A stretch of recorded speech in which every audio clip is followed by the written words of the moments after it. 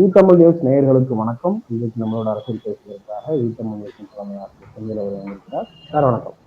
வணக்கம் சந்திரன். வணக்கம் சார். டாஸ்மாக் முறைகேடு அப்படின்னு முதல்ல 40,000 கோடி சொன்னாங்க. இப்போ 1000 கோடிக்கு சுருங்கிருக்கு. அண்ணாமலை முதற்கொண்டு இடி அபிஷியல்ஸ் வரைக்கும் புதுசா ஒரு புரளி கிளப்பிட்டு இருக்காங்க. அந்த குற்றச்சாட்டு, அதன் பின்னணியில் இருக்கக்கூடிய விஷயங்கள் நீங்க எப்படி பார்க்கலாம்? இல்லை, இப்போ நம்ம ஏற்கனவே நம்ம இதை பற்றி பேசணும். 40,000 கோடி ஆரம்பித்தாங்க, 20,000 கோடி, சில பேர் 10,000 கோடின்னாங்க. நேற்று வந்து இடியுடைய ப்ரெஸ் நோட்டில் 1000 கோடிக்கு முறைகேடுகள் நடந்ததாக அப்படிங்கிற மாதிரி ஒரு வார்த்தை சொல்லுது. நம்ம ஆரம்பத்தில் ஒரு விஷயம் சொன்னது தான்.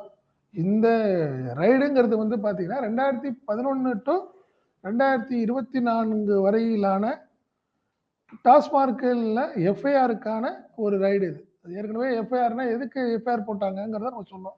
என்னென்னு பார்த்தீங்கன்னா, ஒரு திடீர்னு ஃப்ளையிங் ஸ்குவாடு திடீர்னு ரைடு பண்ணுவாங்க. சில கடைகளில் போய் அவங்க திடீர்னு ரைடில் பார்த்தீங்கன்னா சேல்ஸுக்கும் அந்த அவங்கள்ட்ட இருக்கிற அமௌண்ட்லேயும் வேரியேஷன் இருந்ததுன்னா உடனே எஃப்ஐஆர் போட்டு அவங்க சம்மந்தப்பட்ட சேல்ஸ்மேனையோ சூப்பர்வைசரையோ சஸ்பெண்ட் பண்ணிட்டு அதை என்கொயரி பண்ணுவாங்க.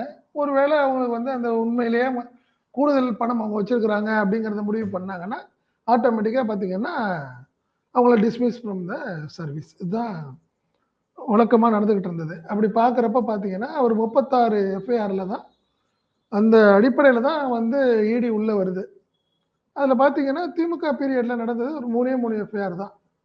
மற்றது எல்லாமே பார்த்தீங்கன்னா அதிமுக பீரியடு தான். 2011லேருந்து கிட்டத்தட்ட 2021 வரைக்கும் ஒரு 10 வருஷத்தும் வந்து ஏடிஎம்கே பீரியடில். சரி, இப்போ நேற்று வந்து ப்ரெஸ் நோட்டு பார்த்தீங்கன்னா இந்த 6ஆம் தேதி நடைபெற்ற ரைடில் வந்து கிட்டத்தட்ட ஒரு 1000 கோடிக்கான முறைகேடுகள் இருப்பதா நாங்கள் கண்டுபிடிச்சிருக்கோம், இப்போ வந்து விசாரணை தொடர்கிறது அப்படிங்கிற ஒரு வார்த்தையை இடி சொல்லியிருக்கு. ரைட்டு, 1000 கோடி முறைகேடு எந்த பீரியடில் முறைகேடு? அது ஒரு பெரிய கேள்விக்குறி. 2011லேருந்து 2024 வரைக்கும் 1000 கோடியா? என்ன 1000 கோடி? எது வரைக்கும் 1000 கோடிங்கிறத இடியோடைய அந்த ப்ரெஸ் நோட்டில் ஒரு தெளிவான விஷயங்கள் இல்லை. முறைகேடு நடக்குது, அதாவது அந்த டெண்டரில் சில விஷயங்களில் வந்து பார்த்தீங்கன்னா முறைகேடு நடந்திருக்கு. டிரான்ஸ்போர்ட்டேஷன் சொல்கிறாங்க. நீங்கள் டாஸ்மார்க் அந்த பாட்டில்லாம் இருக்குல்ல, எடுத்து ஒவ்வொரு இடத்துலையும் கொண்டு சப்ளை பண்ணுறாங்க. சப்ளை பண்ணுற அந்த டெண்டர்லேயும் சில விஷயங்கள்லாம் நடந்திருக்கு. அதிகாரிகள் அவங்களுக்கு வேண்டியவங்களுக்கெல்லாம் பண்ணி ரைட். எந்த பீரியடு, எந்த அதிகாரி பீரியடு அப்படிங்கிறதெல்லாம் ஒரு எல்லாமே மறைமுகமாக இருக்குது. இதே ஒரு ஒரு ஒரு பெரிய குழப்பமான ஒரு சூழ்நிலை அப்படிங்கிறது தான் எல்லாருடைய பார்வையாக இருக்குது. காரணம் என்னென்னா, ஆரம்பத்திலேருந்து நம்ம பார்த்துட்டு இருக்கிறது அமைச்சர் செந்தில் பாலாஜியை சுற்றிய வளையம் எதுக்காகன்னா அரசியல், அடுத்த 2026க்கான தேர்தல் அப்படிங்கிறத கருத்தில் கொண்டு பண்ணுறது தான். அப்படிங்கிறது தான் எல்லாத்துடைய குற்றச்சாட்டாக இருக்குது. அதுக்கு தகுந்த தான் ஒரு பெரிய குழப்பத்தை நேற்று கொடுத்துருக்குற அந்த அறிக்கையிலையும் கூட நீங்கள் வந்து இடி வந்து ஒரு குழப்பமாக தான் கொடுத்துருக்குது. அதுதான் நம்ம பார்க்க முடியுது. காரணம் பார்த்தீங்கன்னா எந்த பீரியடில் நடந்திருக்கு அப்படிங்கிறத வந்து அவங்க கிளியராக சொல்லலை. இது எல்லாமே ஏதோ ஒரு செயின் லிங்காக இருக்கிற மாதிரி இருக்கு. ஏன்னா ஏற்கனவே ஒரு 2 நாளைக்கு முன்னாடி அண்ணாமலை ஒரு ட்வீட் போடுறாரு. என்ன போடுறாரு? டெல்லியில் வந்து மதுபான ஊழலில் வந்து முதல் ஏற்கனவே டெல்லி, இன்று சத்தீஸ்கர், நாளை தமிழகம்ங்கிற மாதிரி ஒரு இங்கிலீஷில் ஒரு ட்விட்டர் போடுறாரு. அவர் போட்டது தகுந்தாப்புல இடியோடைய ஒரு அந்த இது நேற்று ப்ரெஸ் நோட்டாக இருக்குது. இதெல்லாம் பார்த்தீங்கன்னா ஏதோ சொல்லி வச்ச மாதிரி நடக்குது அப்படிங்கிறது தான் எல்லாருடைய ஒரு பார்வையாக இருக்குது சந்திரன். சார், இப்போ அண்ணாமலை அவர்களுடைய தமிழ்நாடு பாஜக தலைவர் பதவி வந்து பறிபோக போகுது, அதை தக்க வைக்கிறதுக்கு தான் இந்த மாதிரி அரசியல் பண்றாங்க. இல்ல மோடி கிட்டையும் அமித்ஷா கிட்டையும் நல்ல பேர் எடுக்கிறதுக்கு தன்னுடைய இருப்பை வந்து தக்க வைக்கிறதுக்காக ஏதாவது ஒண்ணு பண்ணிக்கிட்டே இருக்கணும் அப்படிங்கிற மாதிரி பண்ணிட்டு இருக்கிறாரு. அதுக்காக செந்தில் பாலாஜிக்கும் அண்ணாமலைக்கும் ஏற்கனவே வந்து ஒரு சில பிரச்சனைகள் இருக்கு, அதை கையில் எடுத்திருக்கிறாரு அப்படின்னு சொல்லப்படுது. அதை எப்படி பாக்குறீங்க? ஆமா, உண்மைதான். நீங்க நல்லா பாத்தீங்கன்னா நீங்க மத்திய அரசுடைய ஏஜென்சிஸ் இருக்குது, அவங்களுடைய ரிப்போர்ட் போகுது. அது இல்லாம நீங்க ரெகுலரா பாத்தீங்கன்னா கவர்னர் வித் அண்ணாமலை அவங்க 2 பேரும் அவங்க ஒரு டைப்ல ஒரு ப்ரொஜெக்ஷன் ஏற்படுத்துறாங்க.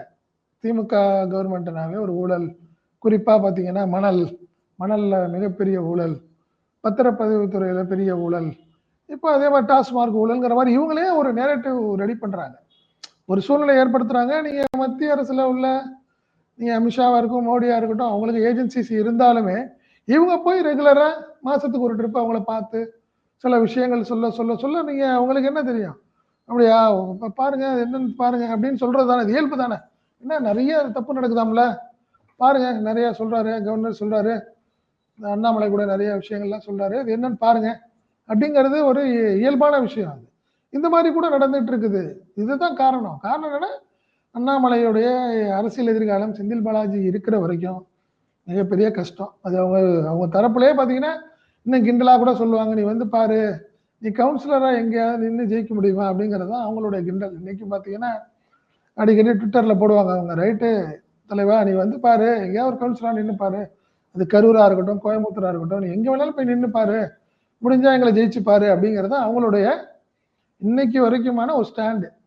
ஸோ இது வந்து அவருக்கு ஒரு பெரிய ஒரு அவமானமாவோ, ஒரு ஒரு சேலஞ்சிங்கா இருக்குது. அவர் யாருக்கு? அண்ணாமலைக்கு வந்து அவரால ஒண்ணுமே பண்ண முடியல. காரணம் என்னன்னா, மிகப்பெரிய பிம்பத்தோட அவர் வந்தாரு. காரணம் ஐபிஎஸ் வந்து ரிசைன் பண்ணிட்டு இங்க வந்தாரு. வந்த உடனே ஒரு மிகப்பெரிய தனக்கான ஒரு பெரிய ஒரு ஆளுமை இருக்கு, பெரிய ஆதரவு இருக்குங்கிற மாதிரி ஒரு இமேஜ் ஏற்படுத்தினாரு.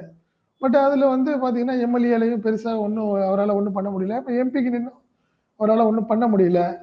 இப்படி ஒரு சூழ்நிலை வர்றப்ப அவருக்கு அடுத்தடுத்த விஷயங்கள்ல ரொம்ப ஒரு ஒரு அவமானமா தான் அவரு ஃபீல் பண்றாரு. ஸோ அதனால அவர் என்ன நினைக்கிறாரு, ஒரு பெரிய வேற ஒரு பிம்பத்த கட்டவிழ்ச்சு, அப்படியாவது அவங்களோட கேரக்டர் அசாசினேட் பண்ணணும்னு நினைக்கிறாரு அண்ணாமலை. அதோட வெளிப்பாடு தான் இதெல்லாம் தெரியுது. சரி நீங்க இவ்வளவு பேசுறீங்க. நீங்க பிஜேபி வந்து இன்னைக்கு ஆர்ப்பாட்டத்தை வந்து இன்னைக்கு அனௌன்ஸ் பண்ணிருக்கு 16ஆம் தேதின்னு நினைக்கிறேன். டாஸ்மார்க் தலைமை அலுவலகத்தை முற்றுகை போராட்டம். ஏடிஎம்கே இது வரைக்கும் ஒரு வார்த்தை சொல்லலையே. யாராவது பார்த்துருக்காங்களா? ஏன் பார்க்கல? அது எடப்பாடிக்கு மட்டும் தான் தெரியும் இந்த விஷயம். நம்மளுக்கும் திமுகவுக்கும் சேர்த்துக்கான வச்சு செக்குங்கிறது எடப்பாடிக்கு மட்டும் தான் தெரியும். மற்ற யாருக்கும் தெரியாது. புரியுதுங்களா? அது 2011லேருந்து ஆரம்பிச்சு 2024 வரைக்குமான ரைடு, இந்த ஊழல் குற்றச்சாட்டு அப்படின்னு இடி சொல்லி பொதுவா சொல்லியிருக்கிறது, திமுகவுக்கு மட்டும் நீங்களா ஒரு ஒரு ஒரு ஒரு தரப்பு அப்படியே கொண்டு போயிட்டு இருக்கீங்கன்னு தான் நான் கேட்கிறேன். இது அதிமுகவுக்கும் சேர்த்து தான் இது விஷயம். இது அதிமுகவையும் கொண்டு போய் செக் வைக்குது, இடியும் பிஜேபியும். அது ஏன் இப்படி மறைக்கிறாங்க? இல்ல தெரிஞ்சு தெரியாம இருக்காங்களான்னு தெரியல. சரி, இவ்வளவு பெரிய விஷயத்துக்கு இது வரைக்கும் ஏடிஎம்கே ரியாக்ட் பண்ணல. ரைடு பண்ணப்பே ரைட்டுங்க. நீ அதுக்கப்புறம் நேத்து வந்த ஒரு விஷயத்துக்கு வரைக்கும் இது வரைக்கும் ரியாக்ட் பண்ணவே இல்லையே. ஏன்னா அவங்களுக்கு தெரியும் பிஜேபி வேற மாதிரி இது ரெம்பலையும் பண்ணுது, திமுகவையும் பண்ணுதுங்கிறது அவங்களுக்கு தெரியும். அதனால தான் அவங்க சைலண்டா அவங்க வந்து ஸ்பெக்டேட்டரா இருக்கிறாங்க, பாக்குறாங்க. பட் அதிமுக பெருசா எதிர்த்து பிஜேபி எதிர்த்து பேச முடியாதுன்னு வச்சுக்கோங்க. பட் ஆனாலும் அவங்களுக்கு தெரியும் அந்த விஷயம். இன்னும் இந்நேரம் சும்மா இருந்திருப்பாரா ஜெயக்குமார்? என்ன பேட்டி கொடுத்துருக்க மாட்டாரா இவ்வளவு பெரிய விஷயத்த? இல்ல எடப்பாடி தான் சொல்லியிருக்க மாட்டாரா?